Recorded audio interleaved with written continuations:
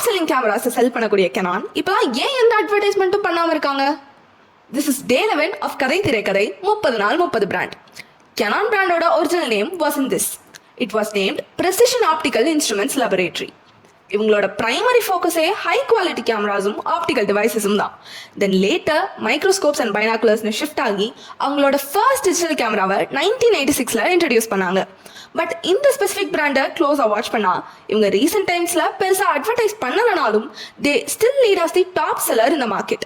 இது எதனாலன்னு பார்த்தா அவங்களோட நியூ இன்வென்ஷன்ஸ் தான். Every recognise company doesn't need a regular advertising.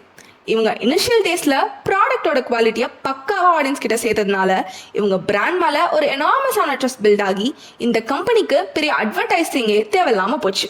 Plus இவங்களோட கேமராலேயே புது புது இன்வென்ஷன்ஸை கொண்டு வரதுனால they get updated and be the top seller இந்த மார்க்கெட். நீங்கள் ஃபர்ஸ்ட் டைம் எந்த கேமராவில் ஃபோட்டோ எடுத்தீங்கன்னு ஞாபகம் இருந்தால் மறக்காமல் கமெண்ட் பண்ணுங்கள். இதே மாதிரி இன்னும் இன்ட்ரெஸ்டிங்கான அப்டேட்ஸ் தெரிஞ்சுக்க மறக்காமல் நம்ம பேஜை ஃபாலோ பண்ணிக்கோங்க.